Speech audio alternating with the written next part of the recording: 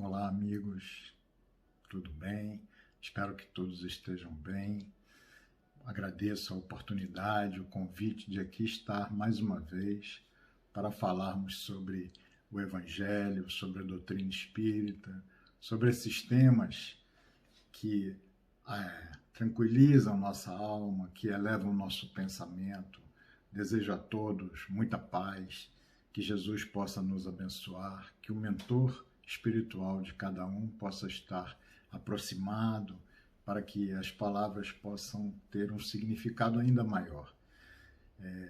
O tema de hoje é o jugo leve, uma fala de Jesus muito especial, uma fala onde ele vai nos concitar a aprender dele e a seguir sobre aquele que seria o seu jugo. Nós vamos detalhar o que seria o seu jugo, de que maneira que ele nos orienta para que possamos, caminhando no seu jugo, ter um fardo mais leve, ter um fardo que nos possibilita uma vida de mais tranquilidade, de mais paz. A princípio, eu queria começar falando sobre o capítulo 41 do livro Os Mensageiros, psicografia de Francisco Cândido Xavier, o autor espiritual é André Luiz, falar sobre esse capítulo Entre as Árvores. É muito interessante, porque já no capítulo 40, ele se chama Rumo ao Campo. André Luiz, então, vai dar algumas informações muito interessantes. Ele, em companhia do seu instrutor, Aniceto, eles vão rumo ao campo e vai nos colocar que, por exemplo, os espíritos que desenvolvem tarefas junto aos encarnados, apenas 30% desses espíritos permanecem acompanhando os encarnados durante o dia, porque a maioria das tarefas se dá durante a noite. Segundo o Aniceto, durante o dia, cabe-nos, a nós encarnados, realizar a nossa parte na construção e, às vezes, inclusive, nos equívocos que ele diz que durante a noite o trabalho é maior porque eles se juntam a nós para, muitas vezes, desfazer aqueles equívocos que começamos a construir.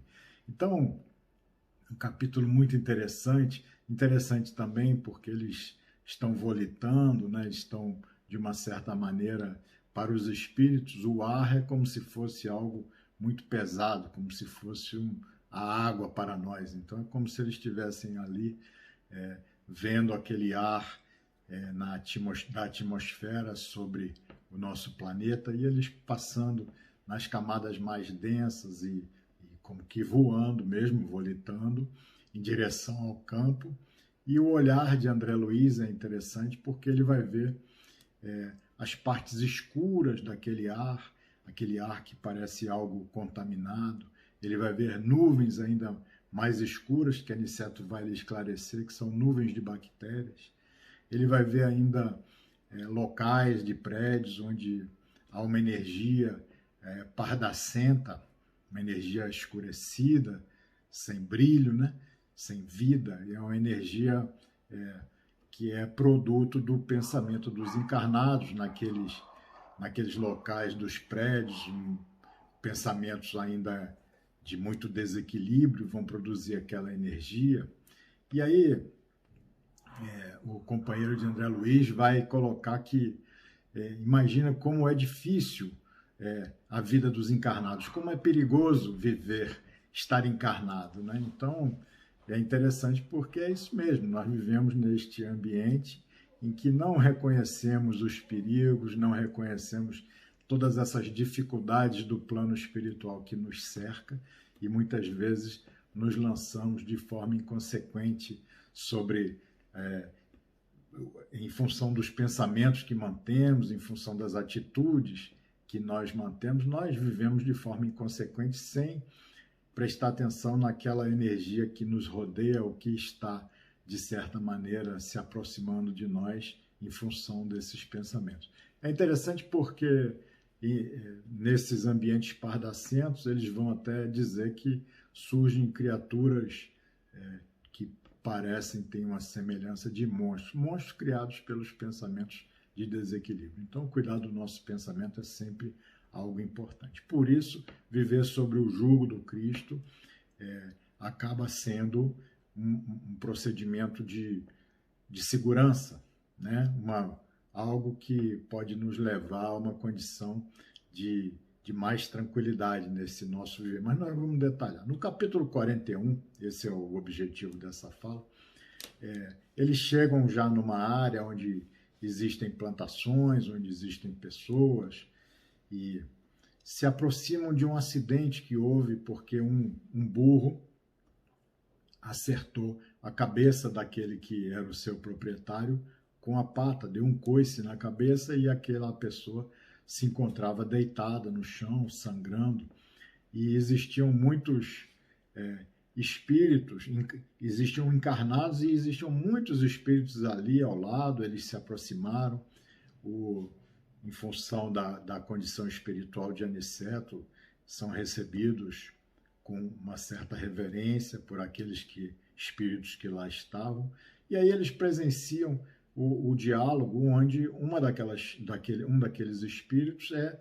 como se fosse o responsável por aquela área, e ele vai indagar, vai tomar uma satisfação sobre outro espírito que deveria ser o encarregado por aquela região da estrada, por aquele local, e por aquela pessoa, por aquele carroceiro que havia recebido aquela patada de burro e que havia um temor que pudesse ter fraturado o crânio. Então, o número de desencarnados que auxiliava aquele pequeno grupo era um número muito grande de desencarnados. Aniceto vai dizer que muitos espíritos se dedicam para conquistarem méritos para uma nova encarnação, eles se dedicam ao trabalho junto às florestas, junto a toda essa biologia que nós temos, auxiliando os animais inferiores, coordenando e também auxiliando os homens, tomando conta dos homens, dos locais, organizando e cuidando, né? Então, aquele que era como responsável do local vai questionar: Glicério, como permitiu semelhante acontecimento? Esse trecho da estrada é sobre sua responsabilidade direta. E aí o Glicério vai responder: não é culpa minha, é porque esse encarnado, esse homem é muito grosseiro no tratamento com o animal.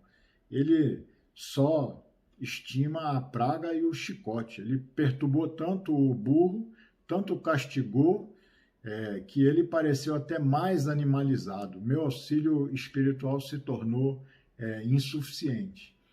Então eles terminam por concordar que foi a atitude do encarnado que produziu aquele acidente, não uma falha daquele que seria o responsável por cuidar daquele lugar. Eu trouxe essa fala para que a gente possa refletir se um local onde existem poucas pessoas, onde existe um carroceiro e algumas pessoas naquele local distante que cuidam de fazendas e plantações, com pouca quantidade de encarnados lá, esse local é tão cuidado, existem responsáveis por todo aquele espaço e por cada estrada, por cada pedaço de terra que ali se movimentam os encarnados. Então isso vai deixar a gente com essa clareza de que nós estamos sempre sendo cuidados, nós estamos sempre amparados pelo mundo espiritual que nos rodeia. Então, se a gente realmente se conduzir de uma maneira equilibrada, nós vamos ter sempre esse apoio, essa inspiração que vai auxiliar a nossa trajetória, né? Nesse momento passa a ser algo importante, essa certeza de que estamos amparados, de que estamos cuidados, né? Bom, e vamos falar então um pouquinho da fé. O Herculano Pires, professor Herculano Pires, tem um livro que é O Espírito e o Tempo. Então ele vai falar que existem horizontes da fé, formas como dos indivíduos enxergarem aquilo que escapava o conhecimento deles. A princípio, diz ele, tudo começa no horizonte tribal, onde há uma adoração rudimentar, o medo do desconhecido, a litolatria, adoração a pedras e rochas, a fitolatria, adoração a vegetais, das folhas, a zoolatria, adoração aos animais, o politeísmo, adoração a vários deuses. Isso foi a maneira do homem se relacionar com aquilo que escapava ao seu conhecimento, aquilo que ele não conseguia compreender, aquilo que poderíamos chamar da força superior do Deus propriamente dito. Depois o ser humano avança e caminha para um horizonte agrícola, onde o céu é o Deus Pai e a terra é a deusa Mãe. E com a chuva, com o calor, o Deus Pai vai fecundar, um vai fecundar o outro e vai nascer a produção. Aí o homem desperta para esse seu interior. Mais à frente, no horizonte civilizado, o culto aos chefes, que são respeitados como deuses. O monarca passa a ser como se fosse um deus, um senhor absoluto do povo. Sua palavra é verdade absoluta.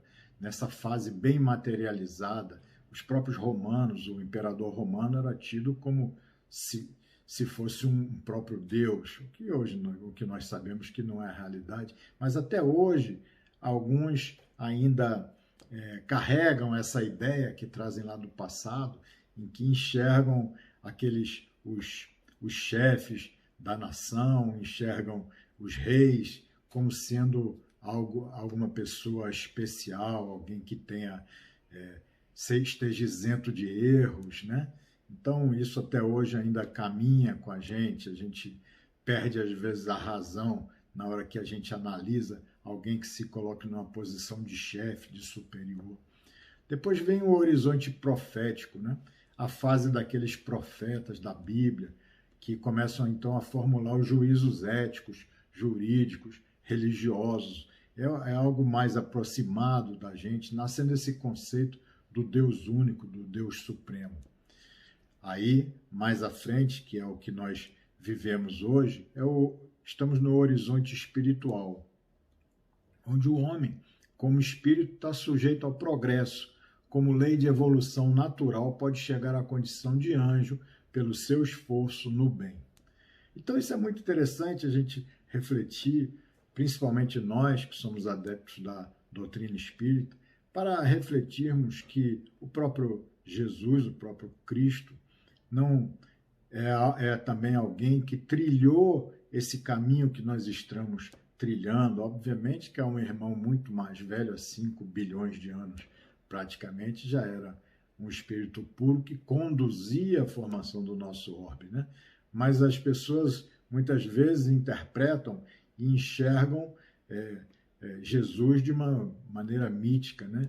Mas sem entender, cultuando e imaginando que o adoram, que o amam, mas sem fazer aquilo que ele nos diz que deve ser feito.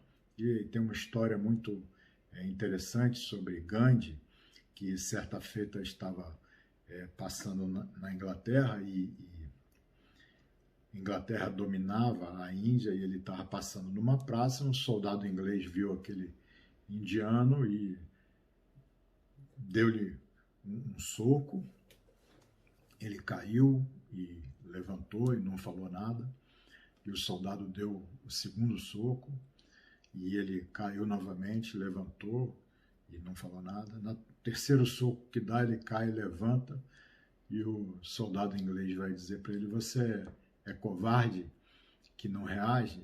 Ele: não, na verdade eu não reajo porque eu tento seguir esse que está no crucifixo do seu pescoço.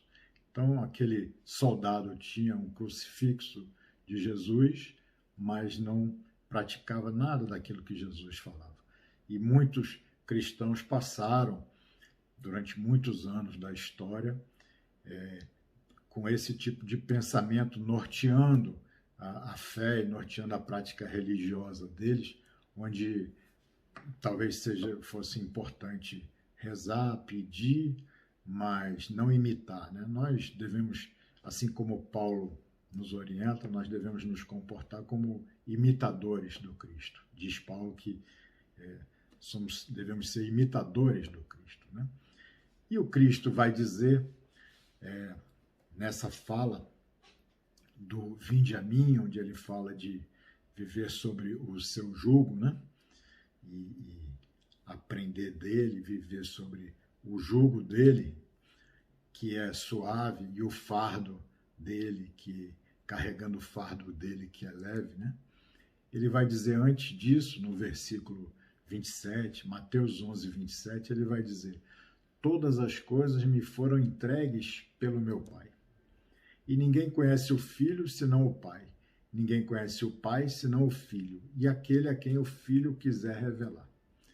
Então, essas falas, obviamente que naquele tempo, todas as coisas me foram entregues pelo meu Pai. Até recentemente, antes da doutrina espírita, antes desse livro maravilhoso, A Caminho da Luz, que Emmanuel descortina para nós o papel verdadeiro de Jesus junto a cada um de nós, junto ao nosso orbe, na construção do orbe e na condução de cada um de nós, desde princípio espiritual para ganharmos a nossa identidade como espíritos e nessa trajetória evolutiva nas mãos do Cristo, né? Então, ele é quem está cuidando do nosso orbe e de toda essa nossa trajetória. E dessa forma ele foi conduzindo todas as 3 revelações que já aconteceram para nós do ponto de vista da sua doutrina. Primeiro com Moisés e com o decálogo de Moisés,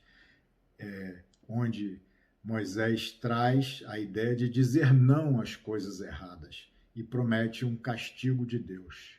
Depois, o segundo advento, a segunda revelação é o próprio Jesus, com os seus ensinamentos, que basicamente vem dizer sim às coisas certas e pregando o amor para nós. O amor como algo que possa nos libertar totalmente dessa nossa condição de pouca evolução que temos. E depois a terceira revelação, que é o Espiritismo, através da codificação de Kardec, que vem explicar o porquê do não e o porquê do sim. Nós hoje temos essa possibilidade de compreender por que Jesus disse isso desta maneira. E por que Moisés disse o não? E por que o não, de que maneira o não impacta na nossa trajetória evolutiva? De que maneira que dificulta a nossa caminhada? E de que maneira que esse sim bem compreendido pode nos facilitar a caminhada? Então Jesus trouxe esse código moral para o espírito que vive nos mundos celestes. E nós, se conseguirmos nos formar nesse conceito e nessas propostas, nós estamos aptos para viver em outros orbes já de grande evolução. Obviamente que é uma formatura difícil para todos nós. Mas o que é o jugo? Porque Jesus vai dizer, no 27, ele vai dizer aquilo que todas as coisas me foram entregues pelo meu Pai. E aí no versículo 28 ele vai dizer: vinde a mim todos que estáis cansados e oprimidos, e eu vos aliviarei.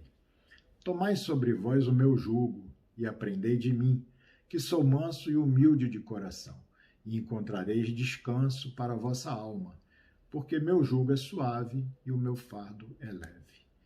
Então, basicamente, a gente, tomando o jugo dele, aprendendo dele, nós vamos encontrar o descanso para a nossa alma. É diferente, porque a ideia anterior era aquela...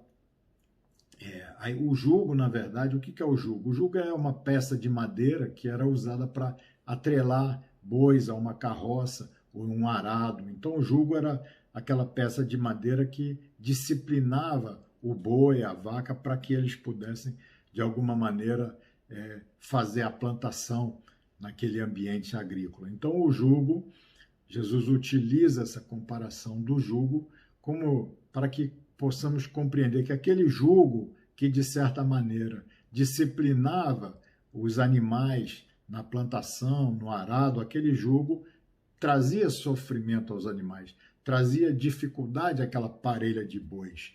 E aí ele vai fazer essa comparação daquele jugo, dizendo que o jugo dele não traz essa dificuldade. O jugo dele é suave.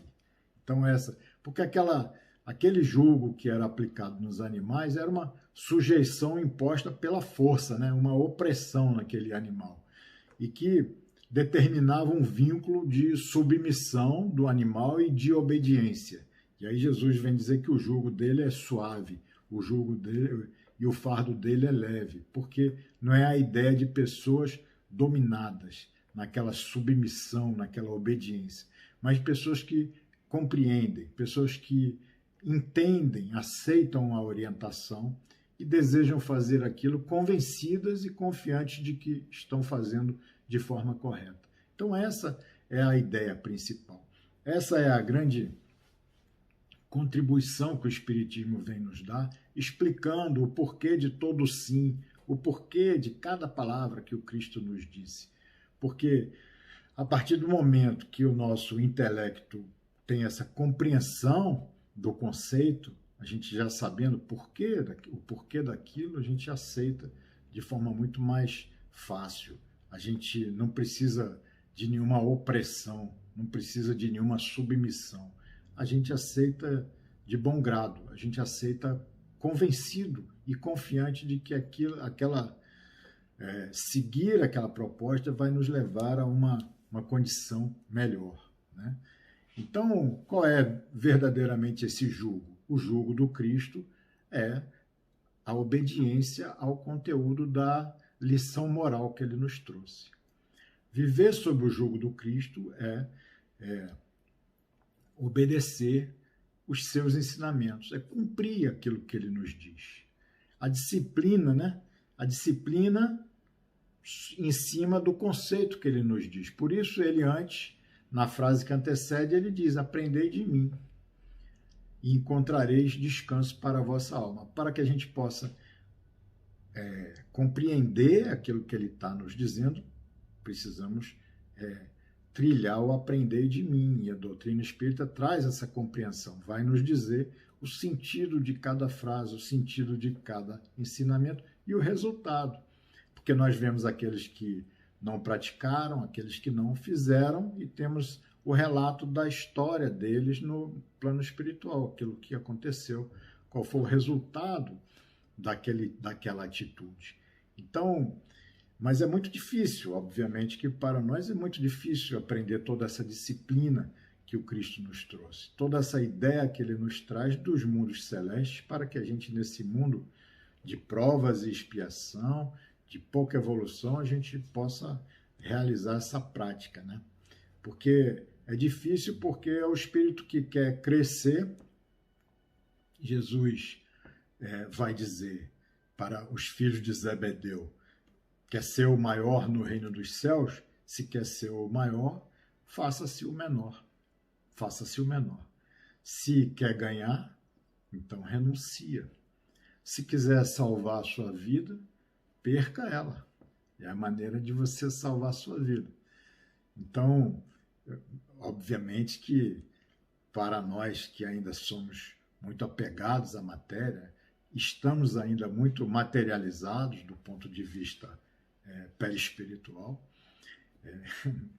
Essa identificação com a renúncia, a identificação com fazer-se menor, com servir sem ser servido, amar sem ser amado, perder esta vida, porque a identificação com a matéria faz com que a gente imagine que essa é a vida principal. É essa que importa e a gente não pode perder, a gente não pode desperdiçar. Então é tão difícil que a gente não consegue, muitas vezes, seguir aquilo que o Cristo nos propõe como proposta de vida, como ensinamento. A gente não consegue praticar nem nos nossos grupos de WhatsApp. No grupo de WhatsApp, muitas vezes, quando a gente tem que fazer-se menor, tem que renunciar a uma resposta, deixar para lá aquilo que foi lançado e que, de certa maneira, nós nos sentimos impactados, ofendidos, a gente tem que renunciar, a gente não consegue aplicar essa disciplina que Jesus nos orienta nem nos grupos de WhatsApp. E então, tanto é difícil que Chico Xavier tem uma história muito interessante, que é a da vizinha que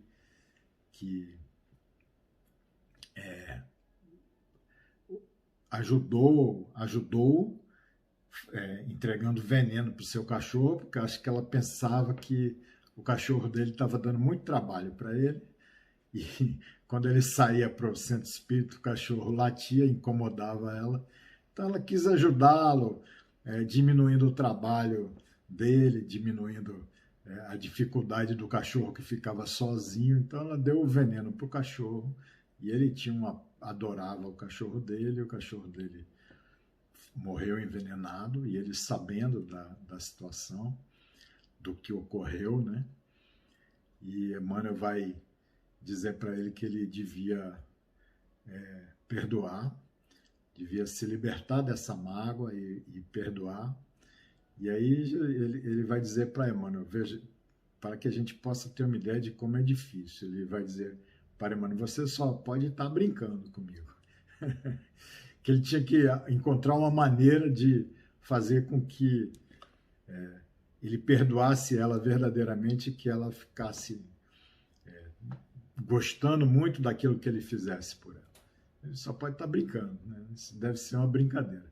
E a resposta de Emmanuel é exatamente essa: não. Esse é o jugo de Jesus. Então, eu tô te orientando, se você quiser seguir o jugo do Cristo, essa é a lição. É isso que o Cristo nos orienta a fazer. Você tem que perdoar. E aí ele vai comprar para ela, para a vizinha, em retribuição ao que ela fez, ele vai comprar para ela uma máquina de costura, vai dividir em, sei lá, 10 encarnações, que ele ganhava pouco, não tinha condições para dar essa máquina de costura, mas divide em muitas prestações e dá para ela de presente uma máquina de costura. E ela, quando recebe a máquina de costura, lança uma energia tão positiva, luminosa, que quando a energia chega a ele toma aquele impacto de uma energia de amor que foi lançada em direção a ele. Aí Emmanuel vai dizer, tá vendo? Essa é a orientação de Jesus para aqueles que vivem no seu jugo, é o que eles recebem de retorno, né? Então, a lição é interessante. Emmanuel é muito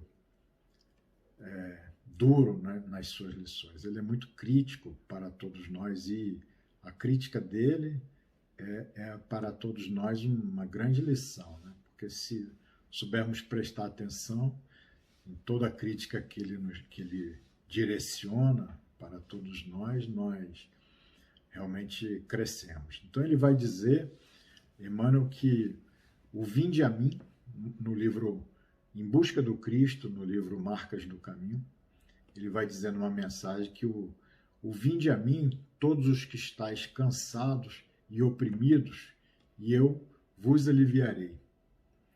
Ele vai dizer o seguinte, que se sofres, não se esqueças do Vinde a mim do Divino Mestre, e procura com ele o manancial da consolação. Ou seja, se a gente está realmente sofrendo, a gente não pode esquecer esse Vinde a mim que Jesus nos orienta.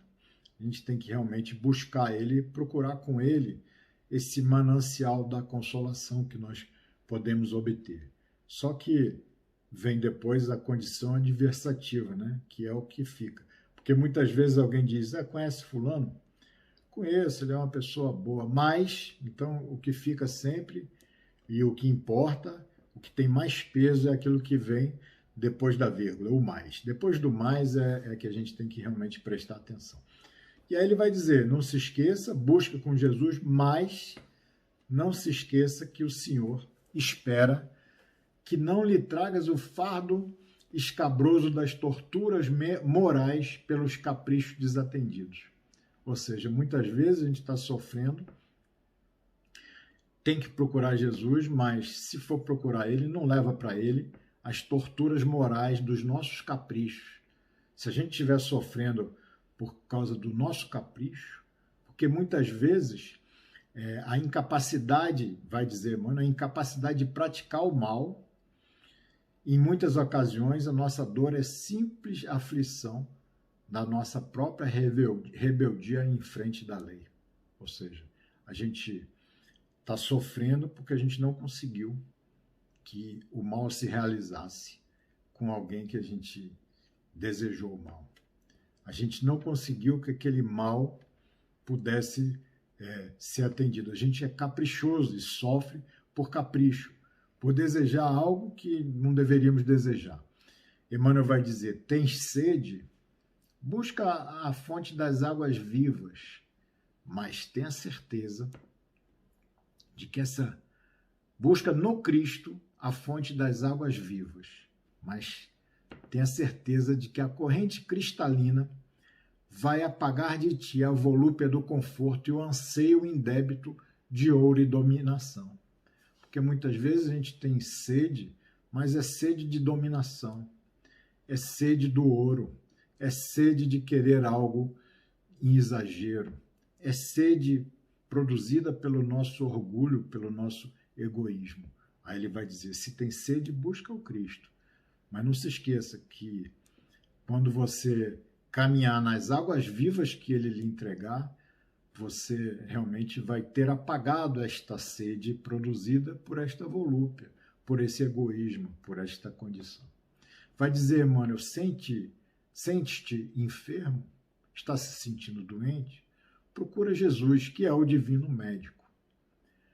Contudo, pede-lhe conceda remédio para as tuas próprias inclinações e desordens e excessos. Ou seja, muitas vezes estamos enfermos por conta destas nossas inclinações aos excessos, às desordens, e porque procedem de nós mesmos essas vibrações enfermiças, diz Emmanuel, que te constrange ao desequilíbrio orgânico. Há muita dor que é simplesmente inconformação e desrespeito aos estatutos da lei. Há muita sede que é mera ambição desregrada, atormentando a alma e arrastando-a para resvaladouros da treva. Há muita fome que não é senão exigência descabida do espírito invigilante. Há muita moléstia que expressa tão somente a intemperança mental dos hábitos viciosos que deve extirpar. Então a gente tem que tirar de nós, a gente quer buscar o Cristo, quer caminhar no seu jugo, para ter em compensação, caminhando no seu jugo, um fardo mais leve a carregar na nossa existência, mas a gente precisa fazer a nossa parte. Não é dizer somente, não é um ato de declaração apenas, é um ato de reconstrução íntima, né? Reconstrução no perdão. Por quê? Porque que o fardo de quem caminha no jugo de Jesus fica mais leve? Porque vai praticar o perdão, e o perdão vai te libertar, porque imagine, você quando não perdoa alguém, você está preso a essa pessoa.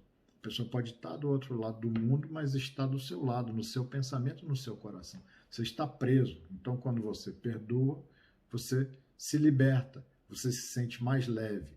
Porque se você odeia alguém que está na tua mente, no teu coração, você nessa convivência da tua lembrança, da pessoa no teu pensamento o tempo todo, você vai se ficar teso, você vai ficar tensionado, você vai ficar estressado. Quando você deixa ir, quando você se liberta, quando você perdoa, você relaxa. E aí o teu fardo fica mais leve. E aí a tua vida fica mais tranquila. Por isso que o jugo de Jesus é suave e vai produzir essa condição do seu fardo ser leve, né? O suave, na verdade, é a palavra crestos, que tem vários significados, tem quase 7 significados na Bíblia. O significado de melhor, então meu jugo é melhor, tem o significado de benéfico, tem o significado de bom, tem vários significados, mas que quer dizer sempre a mesma coisa, é ser algo melhor para nós, ser algo benéfico para todos nós, né? Então, essa busca envolve busca ao Cristo, busca ao jugo do Cristo, envolve a mudança de paradigma na nossa existência. Então a gente tem que mudar o paradigma da existência. Na hora que caminhamos com o jugo do Cristo, temos que fazer esse checklist, essa verificação, se realmente estamos caminhando no jugo do Cristo. Se estamos caminhando naquilo que tem identidade com a proposta dele. Será que estamos caminhando na identidade da sua proposta? Por exemplo, nós já entendemos que há uma interdependência entre todos os seres, entre todas as pessoas, que a nossa atitude, a nossa ação vai ter reflexo em outras pessoas. Já entendemos que quando nós fazemos o bem, esse bem vai atingir aos outros. Quando nós limpamos, varremos a nossa rua limpa vai impactar todos aqueles que por ela transitam. Então, essa interdependência entre as existências. Ninguém pode ter mais para guardar, a gente tem que saber dividir aquilo que temos, né? A gente já sabe, já consegue compreender o planeta como sendo a morada dos animais que são nossos irmãos e também a nossa morada, porque daqui a alguns anos nós desencarnamos, mas para cá voltaremos. Então nós temos que construir um planeta que possa nos receber de volta. Não só nossos filhos, a nós mesmos. Aqui voltaremos. E aos animais, sem permitir que espécies desapareçam. A gente tem que preservar e a gente tem que cuidar desses animais que são irmãos menores, né? Que estão num processo também de desenvolvimento do princípio espiritual para ganhar certo momento, certo tempo mais à frente, a identidade espiritual como espírito, né? Talvez nunca nesse orbe, em outro orbe, obviamente, né? A gente já tem ideia de que a gente não pode agir com violência, que a violência nas nossas atitudes e nos nossos discursos, ela, de uma certa maneira, ela prejudica a paz de forma global, a paz do outro, a paz do mundo. E o culto dessa paz tem que ser, por nós, uma proposta a ser intensificada, a ser realizada. Já entendemos isso? Então, por aí, isso tudo faz parte do jugo do Cristo. A gente já entende a importância do conhecimento, de adquirir conhecimento. Nós, independente da idade que nós temos, o conhecimento não se perde. Quanto mais conhecimento a gente obtém, mais preparados nós estamos para as próximas oportunidades e para a própria vivência na sequência, porque não existe a vida aqui e a vida lá, não são duas coisas diferentes. Uma é a continuidade da outra. Há uma continuidade, só que eu estou num plano e depois estarei em outro plano, mas não são duas pessoas diferentes. Então, quanto mais preparado eu estiver, melhor eu vou desempenhar para compartilhar o conhecimento, para auxiliar os outros também. Intensificar esse nosso encontro consigo mesmo para descobrir aquilo que tem dentro de mim, aquilo que eu posso oferecer a Jesus, né? Joana de Anjos vai dizer no livro Jesus à luz da psicologia, Jesus e o Evangelho à luz da psicologia profunda, que Jesus oferece uma terapia que recupera e ao mesmo tempo liberta. Recupera porque quando nós procuramos caminhar no jugo do Cristo, nós deixamos os nossos vícios, os nossos condicionamentos do passado. Nós procuramos, de certa maneira, modificar o nosso comportamento, nossa atitude, deixando para trás os vícios e condicionamentos. E vai nos libertar porque, livre desse contingente perturbador, desses reflexos do passado, a gente vai criar novos reflexos. Porque, distante da terapia de Jesus, distante do jugo de Jesus, nós continuamos numa roda viva, fazendo as mesmas coisas, indo e voltando para viver os mesmos reflexos. Quando a gente se coloca numa postura de seguidor do Cristo, de imitador dele, a gente cria novos reflexos e isso vai fazendo com que a gente possa, então, estar libertado. Fiquemos mais libertos, né? Porque quem de nós, né, que a partir do que nós conhecemos da doutrina espírita, a partir do que nós conhecemos das falas de Jesus, acho que não tem nenhum de nós que vai poder dizer que não se transformou e nenhum de nós vai poder dizer que é a mesma pessoa. Todos nós somos realmente uma pessoa melhorada, uma pessoa mais iluminada, né? Porque a gente começa a conquistar uma luz interior que o Cristo nos oferece, né? Joana vai dizer também que a predominância da sombra, do lado escuro, é um efeito da ignorância, que não é culpa, né, de ninguém. Mas essa predominância da sombra vai fazer da nossa existência um fardo pesado para conduzirmos, né? Então, quem melhor, para a gente caminhar aqui para o final da fala, quem melhor do que Maria de Magdala para exemplificarmos como aquela que soube viver sob o jugo de Jesus.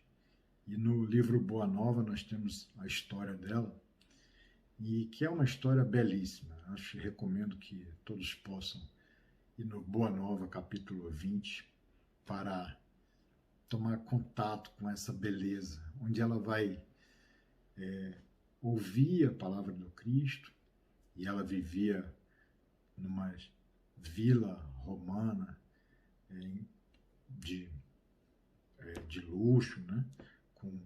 com grandes recursos, né? Ao lado de patrícios, e ela vai dizer para ele, vai buscar Jesus, mas com medo de não ser recebida, sabendo daquilo que ela cometia de equívoco na existência, sabendo que não tinha méritos para poder por ele ser recebida, então ela vai com muito medo de encontrá-lo, pensando que seria rechaçada, sai à noite e vai na casa de Pedro, em Cafarnaum, e ela vai dizer: Senhor, ouvi vossa palavra consoladora, sou uma filha do pecado, todos me condenam. Porém, mestre, observa que eu tenho sede do verdadeiro amor. Jesus então vai dizer para ela sobre aquele medo que ela tinha de não ser recebida: acaso poderias pensar que alguém no mundo estivesse condenado ao pecado eterno? Onde estaria então o amor de nosso Pai? Nunca viste a primavera dar flores sobre casas em ruínas? As casas em ruínas são os homens, e as flores é a mão de Deus que, de certa maneira, os atende, né? E ela vai dizer: no entanto, Senhor, tenho sede de amor, tenho amado e tenho sede e sido amada, mas permaneço com sede de amor. E ele vai dizer: sim, Maria, sua sede é real, porque o mundo viciou todas as fontes de redenção. Olha que fala profunda. O mundo viciou todas as fontes de redenção. O mundo, de certa maneira, viciou, maculou todas as fontes de redenção, maculou o próprio amor, transformando o amor em algo que se permuta, numa troca, transformando o amor, muitas vezes, naquele conteúdo apenas erótico. Então ele vai dizer: se o mundo viciou todas as fontes de redenção, e é imprescindível que compreenda em suas sendas a virtude tem que marchar por uma porta estreita. O que verdadeiramente ama conhece a renúncia. E ela pergunta: Senhor, só o amor pelo sacrifício poderá saciar a sede do coração? E ele tem um gesto afirmativo e diz: somente o sacrifício contém o divino mistério da vida. Viver é saber imolar-se. Será que nós sabemos de nossa parte? Nós estamos sabendo viver? Viver é saber imolar-se. Viver é saber realizar um sacrifício, pequeno que seja. Viver é começar a treinar, não se chatear com as coisas mínimas, treinando para as dificuldades maiores. Então, viver é saber imolar-se, a palavra do Cristo no Boa Nova. Somente o sacrifício contém esse mistério da vida. E ela soube, ela aprendeu depois da morte dele, e a história vai dizer em detalhes, ela tentou se aproximar dos apóstolos, mas eles não acreditavam na modificação dela, acharam que ela poderia prejudicar.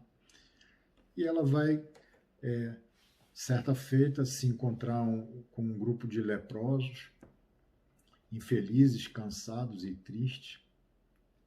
E ela começa a falar de Jesus. Eles foram expulsos da cidade, porque era um grupo de leprosos. Ela vai com eles e a palavra dela sobre Jesus sempre os confortou, os animou. E ela fez essa transformação, ao ponto que, no momento que ela desencarna, Boa Nova vai dizer Maria, que Jesus aparece dizendo para ela: Maria, já passaste pela porta estreita. Amaste muito, vem, eu te espero aqui. Então, essa é uma história belíssima. Maria vai voltar 15 séculos depois para viver como Teresa de Ávila, que via o próprio Jesus, ele aparecia para ela, conversava com ela. Ela dizia para os confessores dela que Jesus tinha aparecido e conversava com ela, e os confessores diziam para ela que para que quando ele aparecesse ela fizesse figa, que ela apresentasse figa para ele, e quando ele aparecia para conversar com ela, ela fazia figa com tanta intensidade que Jesus vai dizer, um dia ele vai dizer: calma, minha filha, calma, fique tranquila, não precisa disso, sou eu mesmo, fique tranquila. E ela vai, então, transformada, depois de um momento em que Jesus vai dizer para ela que ela não precisava mais aprender com os homens, que ela iria aprender com os santos, e coloca espíritos de hierarquia muito superior para aparecerem a ela e instruírem na condução da existência. E ela vai, então, formar lá o seu convento, o seu Carmelo. Ela era do convento das Carmelitas. Ela, então, vai fundar o Carmelitas Descalço, que tinha uma seriedade muito maior, vivia somente de doações. E ela vai reformar na Espanha de 1500, que tinha muitas guerras. Ela vai, em conjunto com João da Cruz, vai fazer, ao longo da existência dela lá, a partir deste contato mais intenso com Jesus, ela vai, ao longo de 20 anos, fundar 19 mosteiros para as monjas e 13, João da Cruz vai formar junto com ela, 13 mosteiros para os frades dos Carmelitas Descalços. Numa época em que a Espanha, em guerra, perdia muitos tutores e muitas famílias ficavam desassistidas, com viúvas e órfãos, e esses 32 mosteiros que ela constrói na Espanha vai abrigar muitas pessoas e vai produzir muita caridade. E é isso. Ela tem uma frase que é muito bonita e muito de acordo com o nosso momento atual. Nada te perturbe, nada te espante, tudo passa. Só Deus não muda. A paciência tudo alcança. Quem tem a Deus, nada lhe falta. Só Deus basta. Que Jesus possa abençoar cada um de vocês, que cada um possa identificar o jugo de Jesus como as suas propostas para a nossa existência, através do amor, do esforço, do perdão, e caminhar com o fardo das dificuldades mais mais leve, menos pesado por conta dessa nossa escolha. Que Jesus nos abençoe a todos. Muito obrigado.